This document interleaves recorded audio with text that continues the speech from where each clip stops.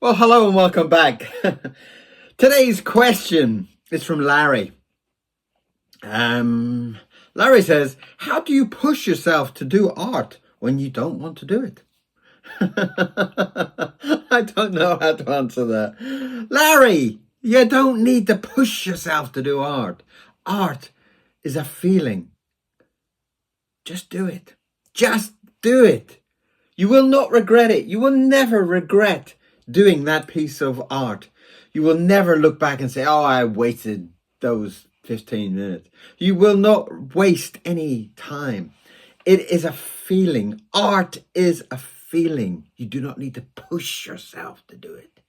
Just do it. You will love the experience. You will love every minute. Scribble with your pen. Get a notebook. Put some paint on it. Make a mess. But enjoy it. Embrace it. Love it. Don't push yourself. Just do it. Okay? Larry! Larry! Just do it. Go and do some art and enjoy it. Have a beautiful, beautiful feeling.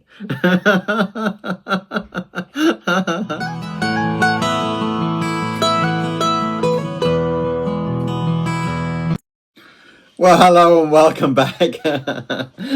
Just having a bit of fun there with Larry. It was a very honest question, and I know Larry well, so it's only a bit of fun. But the same type of thing should be said about anything that you love, anything that you want to do more of. Don't push yourself. Get to the point where you love it, and you will want to do it. You know, if you're pushing yourself to run in the morning and pushing yourself, at some point you're going to give up. At some point you're going to have enough. Let's move that camera's a bit odd. At some point you're going to be so fed up you're not going to want to do it. You know? Is that better? No, it's not better. Why is it not better?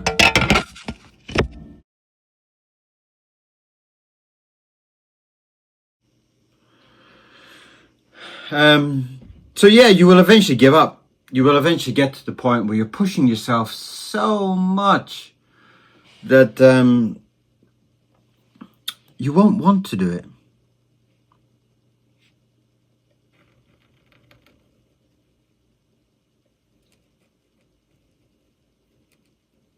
And I do think you've got to, with a lot of these type of subjects, you do need to kind of fill yourself with the joy of it. Fill yourself with the love of it. And the more you do that, still really on. The more that you kind of learn about drawing, the more you learn about art, the more that you look at art, the more you soak up all of that around you, the more you will love it. And the more it'll be part of you. And the more it becomes part of you, the more easy it is to get yourself to do it. Now I wake up in the morning and, you know, my first thoughts are not about breakfast, but about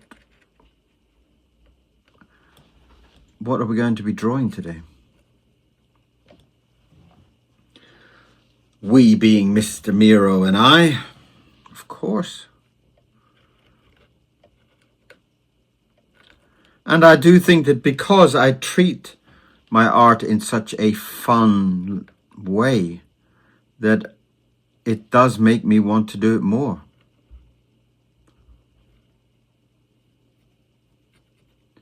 Whereas if I had to wake up every morning and push myself,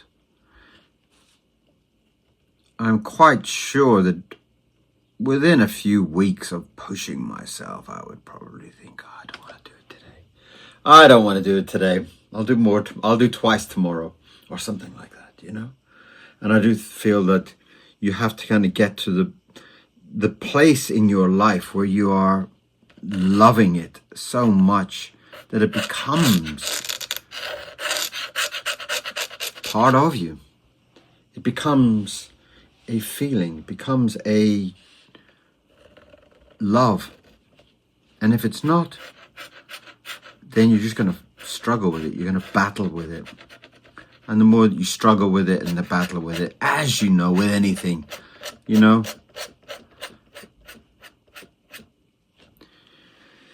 if you're trying to lose weight and you're going to the gym and you hate going to the gym, then at some point you're going to stop going to the gym. Is there anything else you can do? Is there any other ways that you could do the same type of thing? And that's the same with art. You know, if you're not really into art, if you're finding it tiring, if you're finding it exhausting, then maybe you haven't really given art a chance. Maybe you haven't given it a chance to get into your system, you know? It's the same way when you kind of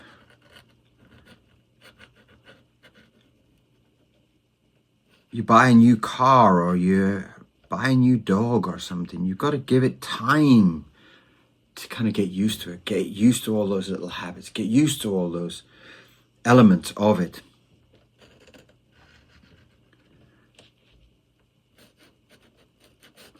And you will find it. And I fully understand what Larry's talking about, but really, Larry, you've got to look at it and say, why am I pushing myself to do art? Why am I in that situation? Why am I getting to the point where I need to push myself to do something?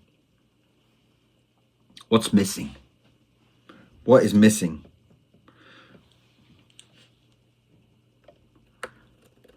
Am I doing a certain type of art that I'm really not enjoying? Am I trying to do a certain style of art that isn't me, that I'm not really feeling? What is the question? The question is the other way around. It's like, Larry, look at it and say, what would I like to do? You know? And okay, you might be drawing lots of like superheroes or something, but you know, it's kind of like well, you think you should do it, but really in your heart you want to draw flowers and bees. Have a talk with yourself. Sit yourself down and say, would I be happier if I was drawing flowers and bees? Yes, I would. Do it. No discussion. Go and do it. Yeah, but all my friends like it when I draw superheroes and big tough guys and whatever. Go and draw flowers. Do it. Or it might be the other way around. Whatever it is, you need to find where the love is. With me, I've found my love. And I can do it every day, and I can do it quite easily every day because that love is there.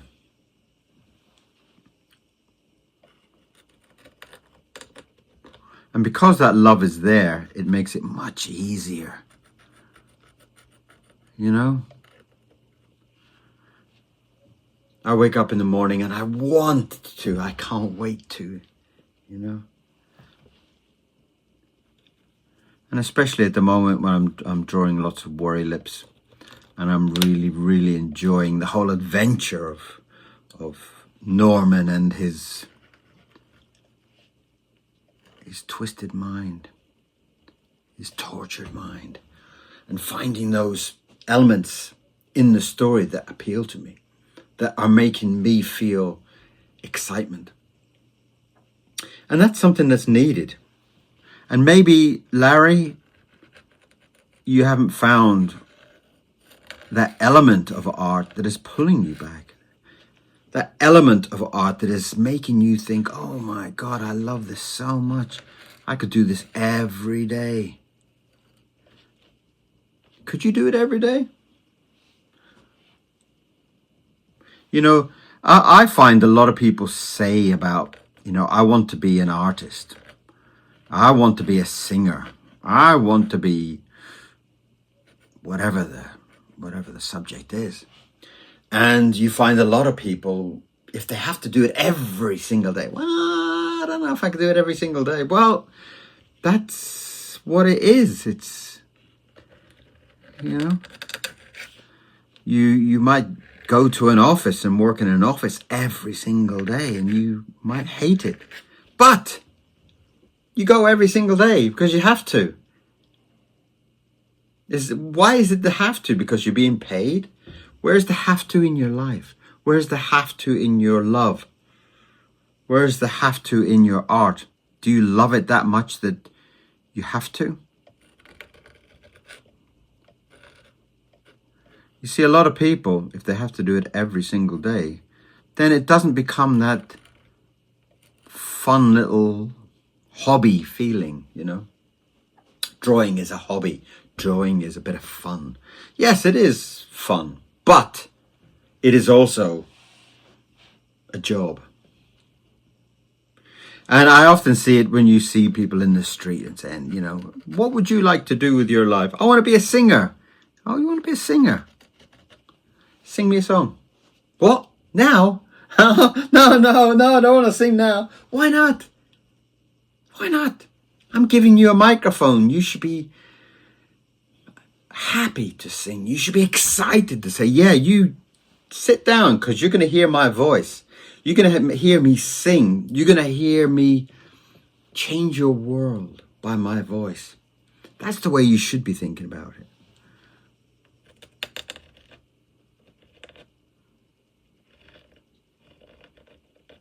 You think I draw because it's a nice little hobby? Or do you think I draw because one day I want you to look at one of my drawings and just say, oh, I love that. I don't know what it is about that drawing, but I want it on my wall and I want to look at it every single day of my life, like I do with the Ronald Searle ones and things like that. I love every day walking in and seeing my Ronald Searle drawings on the wall. They make me feel, wow. You know? And that's what I want. I want people to buy my artwork and feel something from it. I want it to inspire you. I never want to be better than you. I want to inspire you.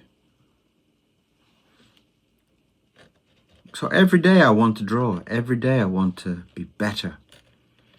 Every day I want to learn something about my drawing. Learn something about capturing something about the drawing. And at the moment, I'm really enjoying this whole process. I'm really enjoying. And yeah, I do it every day. I try to do it every single day. Well, I do it every single day. I don't video it every single day. I don't want you to come and hit me with a frying pan or something, you know? It's like, probably drive you nuts if I was to video every single day. But I draw every day, without question. Without pushing, you know? I don't want to push myself to do it. I want to do it. I just want to look at that piece of paper and say, I want to fill it with magic.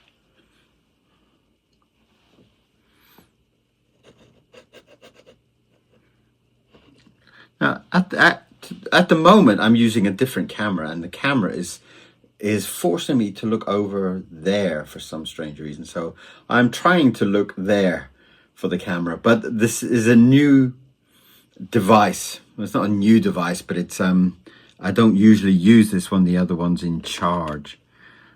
So if I'm kind of looking at odd directions, that's why. But yeah, I understand where Harry's coming from. Larry's coming from. Larry is basically at that point in his life where it is difficult that he is drawing every day. And he's finding it very, very stressful to draw every day. And that's very understanding. It is very understanding. But ask yourself why. Ask yourself, what is difficult?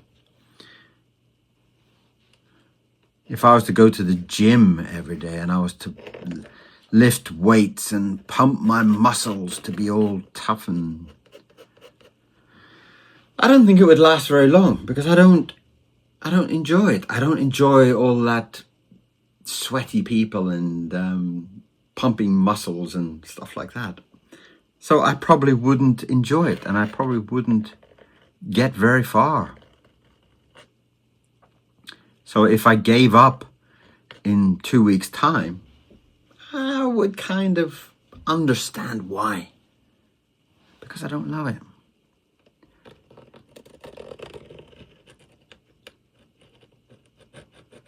And that's the same with art. You know, if you're drawing and it's a hobby, then okay, you need to push yourself. And if it's a hobby, then I understand why you probably need to push yourself. Because it's a hobby. It's, you know, but in the same way that if it's just a hobby, then don't push yourself. Do it when you want. Then you can enjoy it when you want. And you can step back from it when you want. And I think that's more beautiful.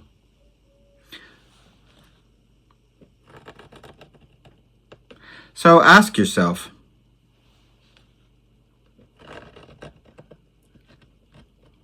what is your art?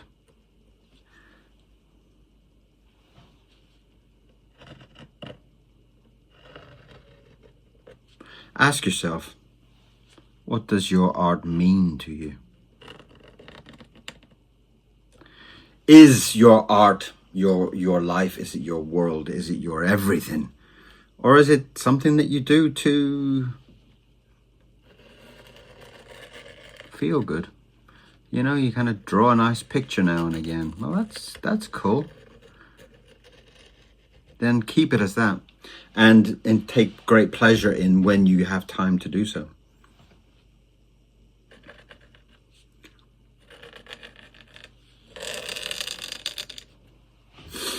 So today we are drawing, getting back to my drawing. Today we are drawing Mr. Lemons, who's sitting in bed, and he is sitting with guilt, okay? And guilt is a kind of creature. Guilt is something that has come to make him feel bad.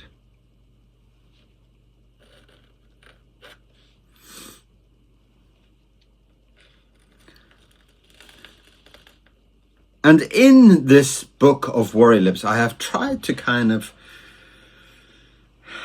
personalize some of these kind of feelings, like guilt. Who is guilt? What is guilt?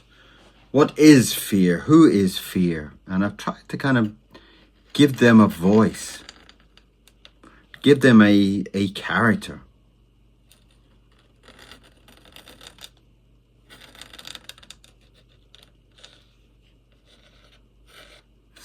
And that way, for me, it kind of makes them more believable, more understanding throughout the story.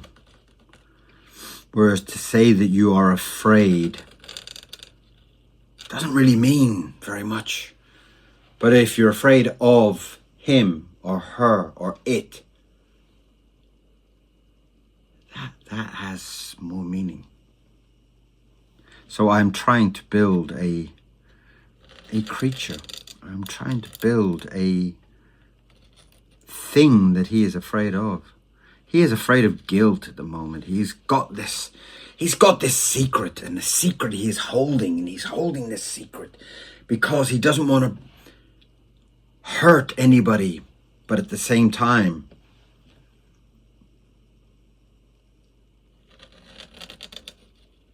somebody is making sure that he doesn't tell the secret. Somebody is holding him to that feeling. And the guilt of holding this secret that could inevitably change lives.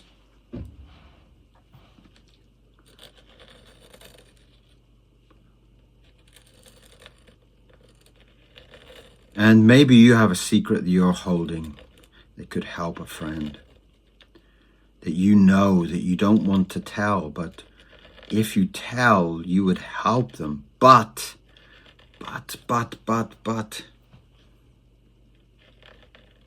And that is where Mr. Lemons is at the moment. Mr. Lemons is trapped by this guilt, trapped by this character, and trapped by the person who is holding him to this guilt, holding him to this holding of a secret. So Mr. Lemons is kind of like sulking in bed almost. He's in bed and he's kind of like with his guilt, and the guilt is above him. And I will draw the body has kind of got like a little bit more of a kind of cloudy ghost texture, which I will add. I'll add a little bit later on in the drawing so you can see it. And so he's trying to kind of see how he can kind of deal with his guilt. And that's difficult. If you remember in book 1, Mr. Lemons went through this type of mental fear where he kind of took himself off to he took himself off to this kind of a court case in his mind, and he went to this kind of court with a judge and everything, and they were making decisions on him, and it was all in his mind. And that was part of the fear, part of this secret. So as Worry Lips is kind of going through his life, Norman is, Mr. Lemons is there holding secrets that could help him. They could help him a lot. But the fear is holding him. The fear of saying the secret. And obviously, if he tells the secret, there will be some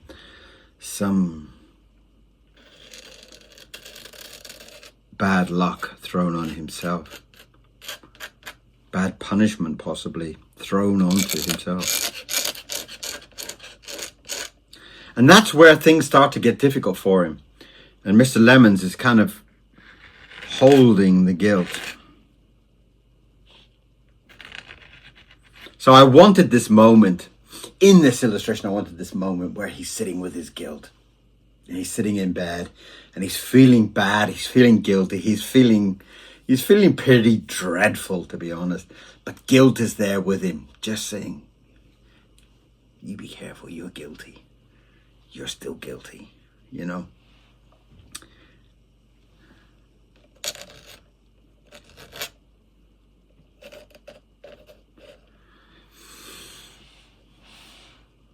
So I'm hoping you feel some of this, feel some of what Mr. Lemons is feeling. I hope you can understand the situation that he is in.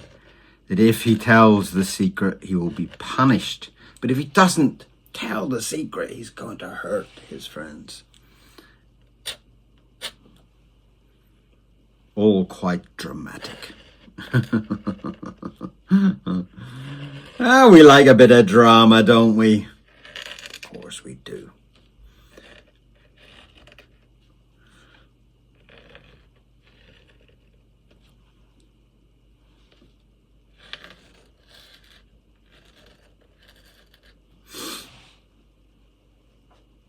So I'm kind of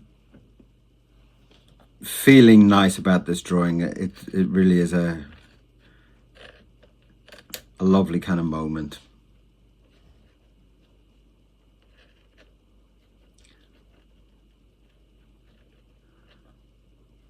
And maybe that's a little bit of like what you're Maybe that's what your art needs. Your art needs a little bit of a story behind it, you know. I'm going to draw this drawing today because, and give yourself a reason, you know, give yourself some kind of feeling behind it. You know, even if you're doing an abstract painting, you should be able to say, I want in this abstract painting, I want the feeling of sorrow. I want the feeling of love. I want the feeling of anger. I want the feeling of loss. And you should put that element in your mind to find all those colors, to find all that whatever, to put into your artwork. You shouldn't just throw down some paint and make a colorful picture, because I feel that's kind of missing the point.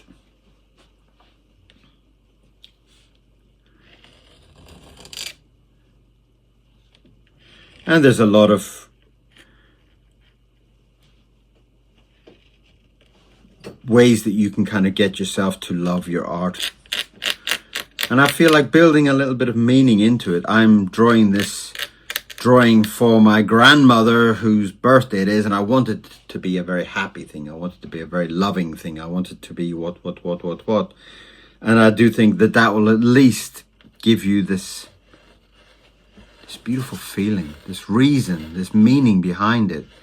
And I feel like the fact that you're actually telling yourself that there is more meaning and feeling behind it will make the painting, make the drawing automatically better. I believe that. So as I'm drawing my story, I'm trying to think about how is Mr. Lemon's feeling at this point. And I'm trying to put the dread in his expression. I'm trying to put that dread of, oh, what am I going to do? And by doing so, I feel it helps me.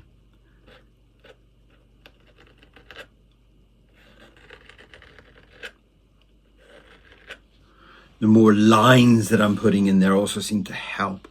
They seem to help the way that his face is being pulled down.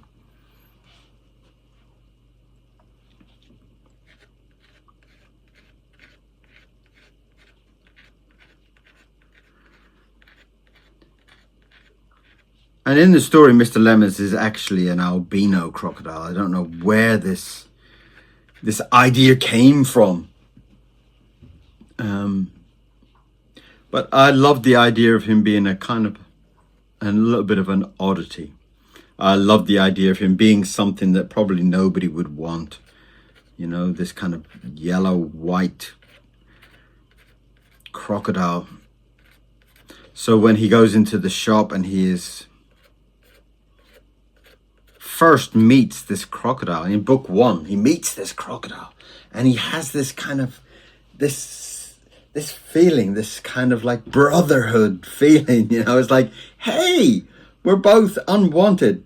Hey, we're both unloved. Hey, we are both special.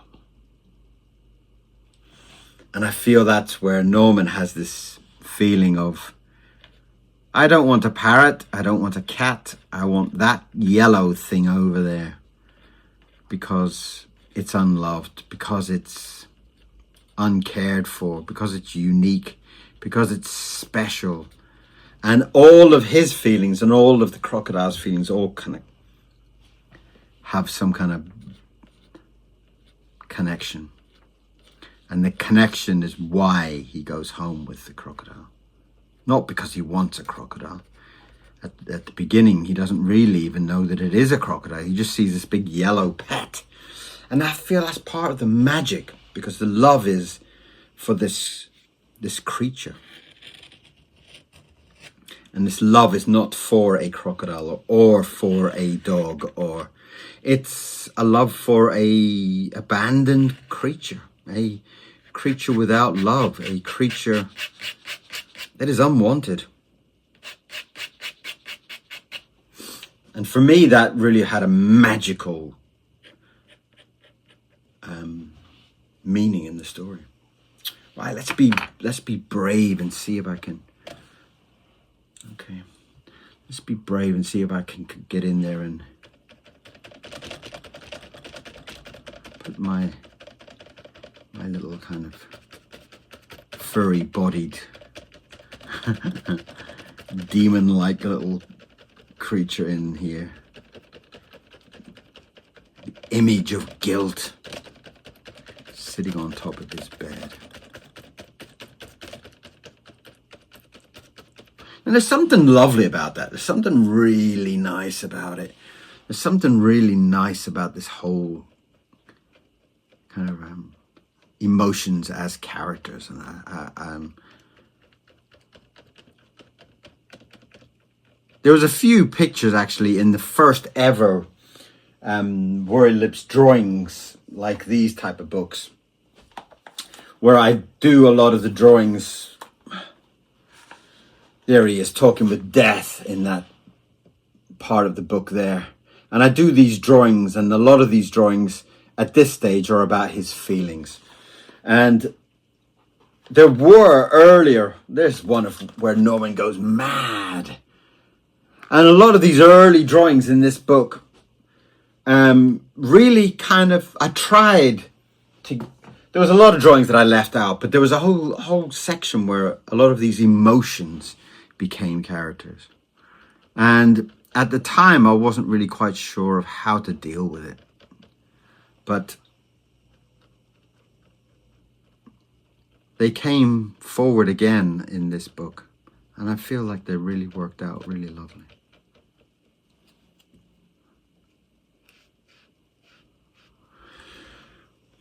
And it's very, kind of adds a lot of feeling to the whole story.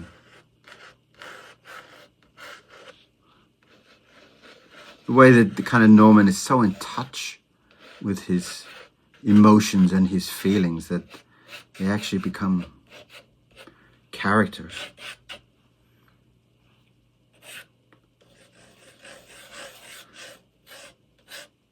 And one of the characters, I can't tell you the title, but one of the characters that is one of his feelings might actually be the title of the book too. Oh no, I'm on low battery. Please keep going. Right, I'm going to have to stop there because I'm running out of battery. But that is the bed. And thank you very much for being here. I'm so sorry to cut this short, but my battery is flashing and saying you're going to die. So I will finish off that drawing. But that is the end of the drawing anyway. And thank you very much, Larry, for your question. And thank you very much for taking the time to ask. And I do wish you very much a lot of good luck with your art, Larry. And please come back and update us with what's happening with your art. Thank you very much, everybody. Thank you for your support. Thank you for your comments. Thank you for your donations. And I love every one of you. And I will see you again for more drawing very, very soon. See you all soon. Bye-bye.